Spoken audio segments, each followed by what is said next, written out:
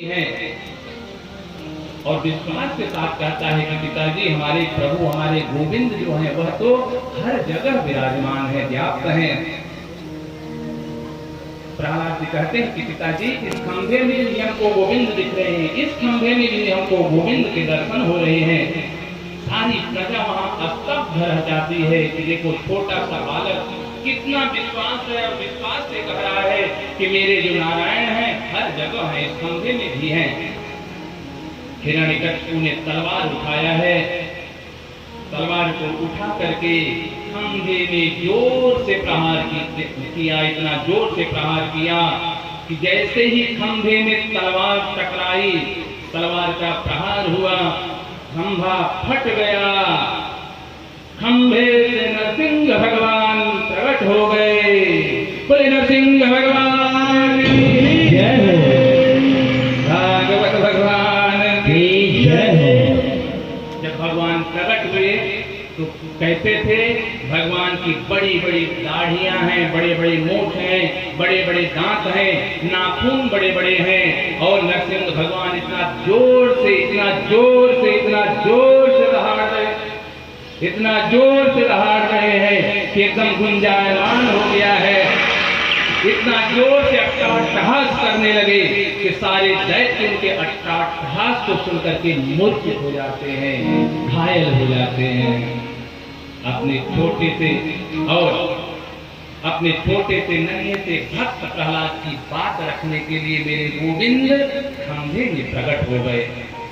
भगवान नरसिंह जो है वह हिरण्यकशिपु को पकड़ लेते हैं और पकड़ करके देहरी के बीच में जो अंदर और बाहर का भाग होता है बीचों बीच, उसको क्या बोलते हैं, देहरी, वहां ले जाते हैं और अपनी जंघा पे बैठा लेते हैं हिरण्यकशिपु को और बोलते हैं कि अब तुमको मारूंगा, तुमने मेरे भक्त को बहुत कष्ट दिया है, अब तुम्हारा अंतिम पल आ गया है, अंतिम क्षण आ गया है, तुम्हारी मृत्यु जो है वह तुम्हारे समीप आ पहुंची है। तब हिरण्यकशिपु हंसता है, जोर से हंसता है। वह तो मन में विचार कर रहा था हमको कोई मार ही नहीं सकता, ब्रह्मा जी से ऐसे ऐसे वरदान मांग लिया हूँ कि अब तो अजर हो गया हूँ। तो हिरण्यकशिपु जो है वह मुस्कुराता है, हंसता है और कहता है कि हमको तो कोई मार ही नहीं सकता। भगवान बोले क्यों नहीं मार सकता, क्या अमृत पान किया है? तो हिरण्यकशिपु कहता है कि नहीं, मैंने ब्रह्मा से वरदान लिया है। भगवान बोले क्या वरदान लिए?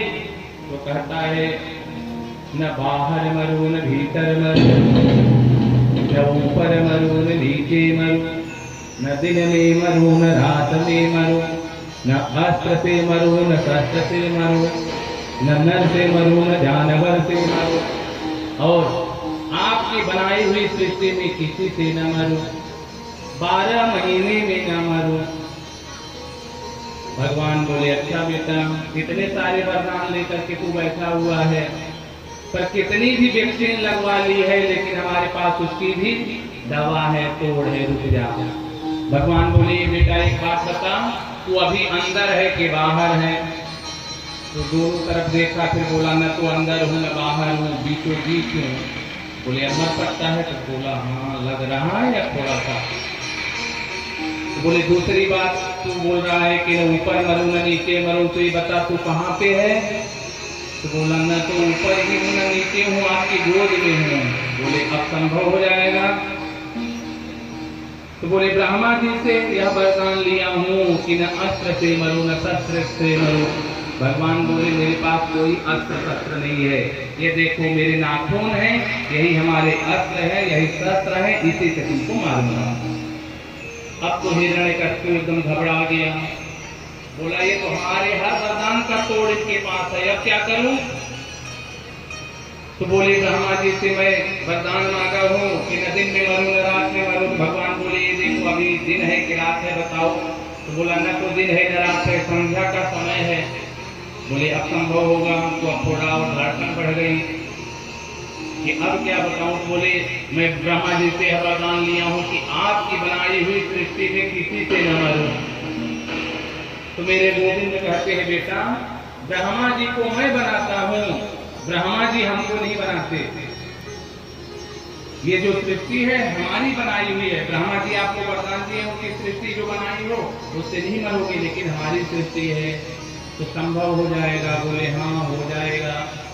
अब तो एकदम धड़कन जो है एकदम बीपी हाई हो जाती है हिरण्यकश्यप की।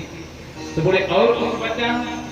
तो घबरा करके कहता है हाँ हाँ एक वरदान और बचा है। बोले वो क्या? वो भी बता दे जल्दी।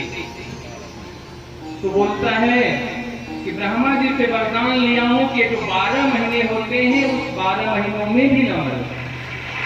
तो बोले बेटा 12 महीने बीत गए हैं, तुमको मारने के लिए 13वां महीना मैं बनाया हूं, अधिक मार। अब ये तो बीती जो थी 500 की पार हो गई, अब तो कुछ बचा ही नहीं, सब कुछ इनके पास है। और मेरे गोविंद क्या करते हैं कि हिरण्यकश्यप को सीने से फाड़ लेते हैं, अतड़ियों को खींच लेते हैं, उसकी माला अपने गले में पहन लेते हैं और इतना जोर से दहाड़ते हैं, अट्टहास करने लगते हैं, क्रोधित हो जाते हैं, हुंकार भरना शुरू कर देते हैं। तो वहां जितने लोग थे सब डर जाते हैं, भयभीत हो जाते हैं। अब सभी देवता मन में विचार करने लगे कि भगवान तो आज बहुत क्रोधित हो गए, बहुत क्रुद्ध हो गए, अब इनको शांत कौन कराए? बोले ब्रह्मा जी करा सकते हैं। बोले आज ब्रह्मा जी भी आए तो ये प्रभु मेरे गोविंद शांत होने वाले नहीं है। बोले शिव जी आए तो शांत करेंगे, तो उनके आने से भी नहीं होगा। तो बोले एक सबसे बढ़िया उपाय बता दूं कि जब पति जी खूब क्रोधित हों, क्रोध में हो, लाल पीले हो गए हो, तो पत्नी जी को बुला दो, तो उनको देखते ही वो शांत हो जाएंगे। माता लक्ष्मी के पास गए सभी देवता, हाथ जोड़े, मैया चलो, आज तो प्रभु बहुत क्रोध में है।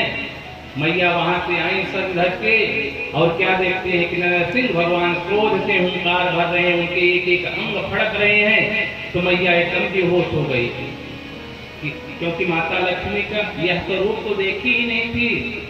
मेरे गोविंद का नरसिंह अवतार तो आज हुआ है, वह तो पहचान ही नहीं पाई कि हमारे पति है, इसलिए बेहोश हो गई। बोले नरसिंह भगवान